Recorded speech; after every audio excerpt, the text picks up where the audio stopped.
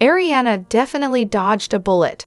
I used to sympathize with her because she was stuck with such a terrible boyfriend.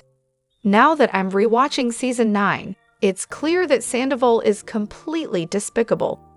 Even at her surprise birthday party, he abandoned her to go to a bedroom with Schwartz, where they ranted about Katie and drank Coors Light. I'd really like to know if anyone out there genuinely thinks Sandoval isn't a jerk. I try to find the best in people, but I can't see any redeeming qualities in him. I can't and don't want to defend Sandoval.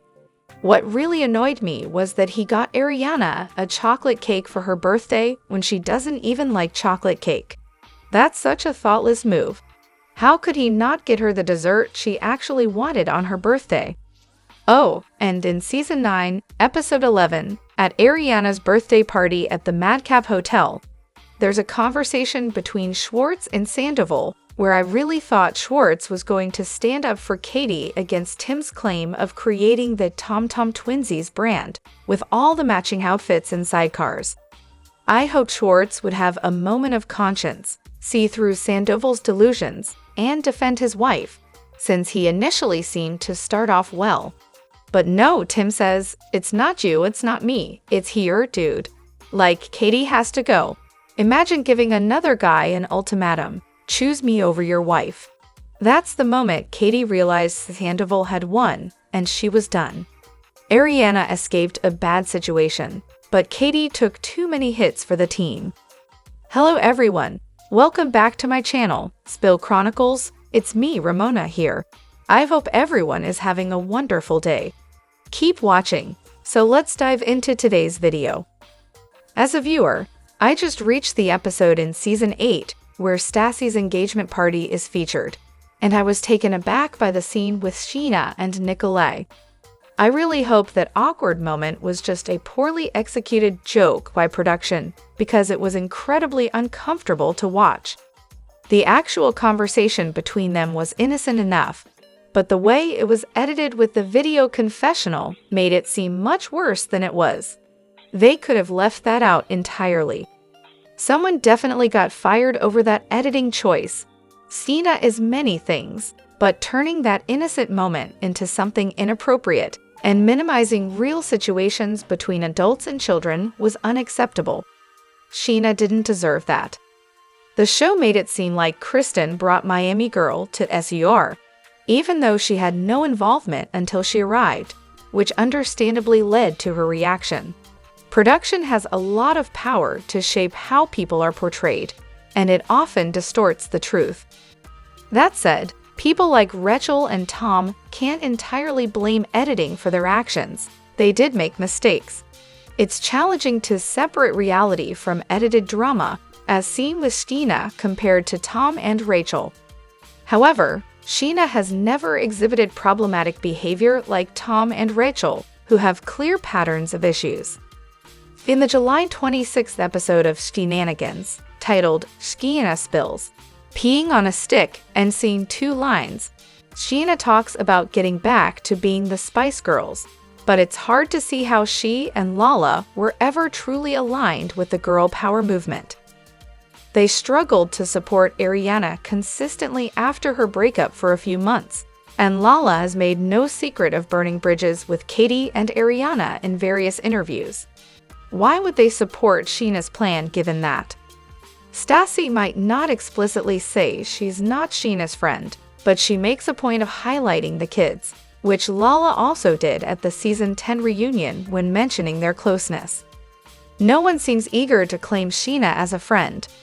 Scheana danced around the topic when discussing her relationship with Ariana, leading me to believe they're not on good terms.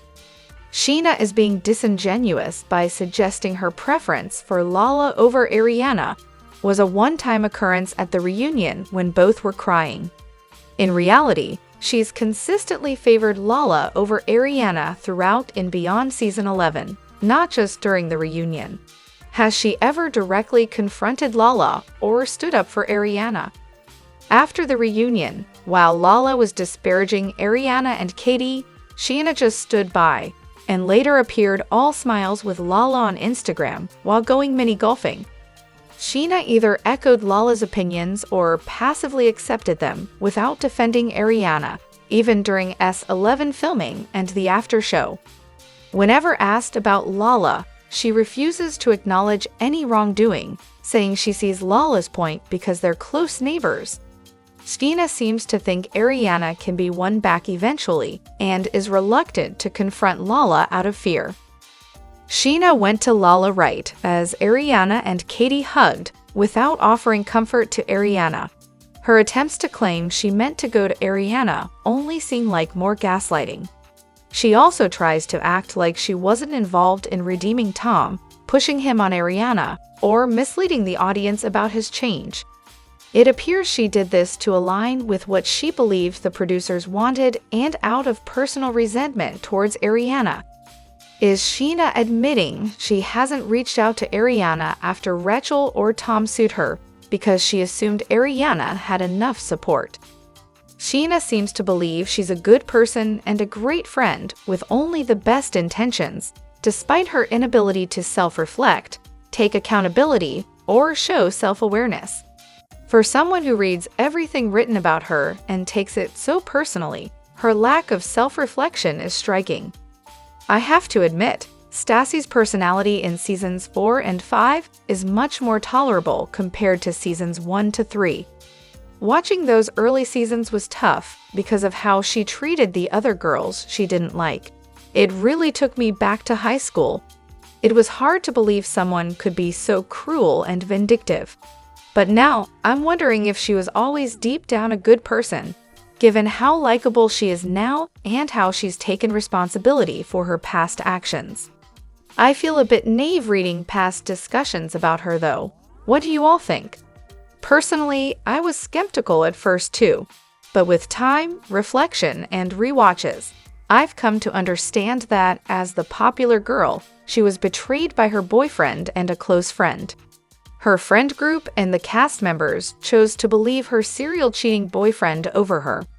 Maybe they wanted to knock her down a peg, or maybe they were surrounded by skilled liars.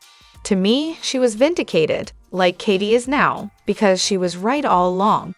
Her quick wit, one-liners, and unapologetic views were iconic for VPR. Plus, she called out Sandoval from the beginning, and for that alone, I love her. I really like Stassi. She went through a lot on the show and handled it well. I watched VPR as it aired, starting with season 2 or 3. When it started streaming, I went back to see what everyone was talking about with Stassi season 1, and didn't find her as wicked as she was made out to be. Her age, life circumstances, and relationships all make more sense now. I also think Jax got off a bit too easy, and Stassi had a lot of genuine feelings that weren't fully acknowledged. It's important to remember that she was much younger than the others, and in many ways, wiser than her peers. It created a unique dynamic. Where are my astrology enthusiasts at? I've noticed that Ariana really embodies her astrological chart. She has Jupiter, the planet of abundance, growth, and good fortune, right on her ascendant in her first house, which governs self, body, and approach to life. Her lot of fortune, which represents her overall fate, is in her 10th house, relating to career and public image. The ruler of this is Mars, the planet of action and motivation, located in her 6th house of daily work and obligations. In simpler terms, this means she attracts a lot of abundance, and her fate is influenced by her career actions and interactions with coworkers, like the VPR cast. I always suggest skipping the first season of VPR because it can be less engaging. Instead, I recommend starting with season 3 and then going back because the drama between Ariana, Tom, and Kristen really heats up. After moving on from Tom, Ariana's success skyrocketed. She brought a huge audience to DVTS, secured major commercial deals, revitalized Chicago's success, and drew a large audience to Love Island, making it one of its most successful seasons ever. She truly exemplifies Jupiter's role in expanding whatever it touches, which has been amplified by the dramatic energy among her coworkers. I love seeing astrology play out like this and hope she continues to thrive. However, I have to disagree with the suggestion to avoid watching from season 1. Skipping these seasons makes Ariana and Tom seem like star-crossed lovers battling against Kristen, missing the context of their choices. People need to see the early seasons to understand the full path everyone took. This post seems to be attempting to justify Ariana's behavior in her earlier seasons when she was often quite difficult with others. I absolutely dislike Jax. I think he's a terrible person with serious mental health issues. He constantly claims he's working on them, but never seems to change.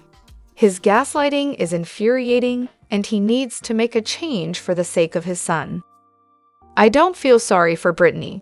Jax's behavior while they were dating was awful, cheating, controlling her, and making unreasonable demands. He paid all the bills but expected her to cater to him daily. He even used her breast augmentation against her, insisting on a size he preferred despite her wishes.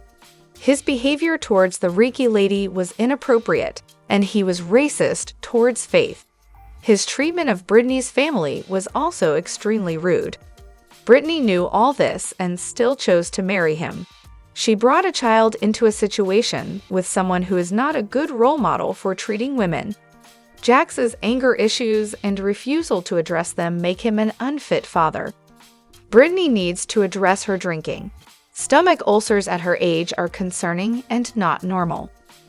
The only time I sided with Jax was when her mother was obsessing over his sexuality. Even if Jax had slept with a man years ago, who cares? It's strange that her parents would use the Bible to condemn homosexuality while ignoring other sins like premarital sex, cheating, lying, and stealing. Their selective morality is frustrating, and the way they continually forgive Jax is gross. I'm baffled as to why Bravo fired Jax and Kristen only to bring them back. Is Jax no longer racist? Has Kristen's behavior suddenly improved? It seems like a poor decision on Bravo's part. Plus, Jax is too old for TV, and Kristen's presence is just cringeworthy. I wonder how Brittany's mom felt about her previous boyfriend being black. Given the fuss about Jax possibly having kissed a guy, was dating someone of another race also an issue? I also wonder how her mom felt about Brittany having sex with Kristen and potentially Lala. I'm finally at season 10, specifically episode 6, where Katie is about to lose it on Rachel. Lala is acting all high and mighty, and we have Christina, Rachel, and later Charlie in Lake Havasu. Lala is furious at Rachel for making out with Garcelle's son, Oliver, after initially giving her permission. I can't help but think, what's up with Lala? She's criticizing Rachel for being drunk around a man, yet she herself hooked up with James when she was drunk, while Rachel and James were still together. Didn't Lala also start dating Randall while he was still married? And what's the statute of limitations on Lala hooking up with James, which she defends by saying was 6 years ago? I'm not a fan of anyone in this mess, but I'm enjoying the show so far. I'd love to hear everyone's thoughts on this. I think Katie has every right to be mad. At this point, she should be breaking something. It seems like Lala's main point was that Rachel only became interested in Oliver after Lala mentioned him. Maybe that was her intention, or maybe that's just how I interpreted it with hindsight bias. While Lala is a mess in many ways, she didn't pursue Randall or James out of spite against other women. With Randall, it was about the money, and with James, it was more about attention and alcohol. Not that this makes it any better, but it does show some context to her actions. Still, Lala is definitely hypocritical. The hypocrisy is clear, especially when you see Rachel's behavior in real time, as she's been running through VPR and adjacent Bravo cast members. Katie can be hurt by Scheana and Schwartz's kiss, or Rachel by James and Lala early on, but feelings of betrayal fade with time. However, Rachel's pursuit of Katie's recent ex and Oliver, combined with ignoring LVP and Terry Maloney's advice, was infuriating. Lala might not have yelled, but Katie definitely should have. It's a shame Katie didn't go all out on her. Lala deserved it. Explaining basic girl code to someone like Rachel is just exasperating. The entire Oliver storyline felt staged. It seemed like a setup for a feud between Rachel and Lala, leading to Lala's big moment of empowerment, where she tells Rachel to never let anyone call her a mistress. The whole thing seemed contrived. Neither Lala nor Rachel was genuinely interested in Oliver. The situation felt too set up, with the timing being too convenient and the club being suspiciously empty. Lala's big moment was overshadowed by Scandoval, which ironically benefited her.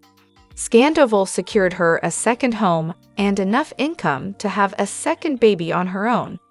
Season 10 of Vanderpump Rules has essentially boiled down to Tom Sandoval, Scheana, and their respective sidekicks, Schwartz and Brock, as well as a separated Rachel and James.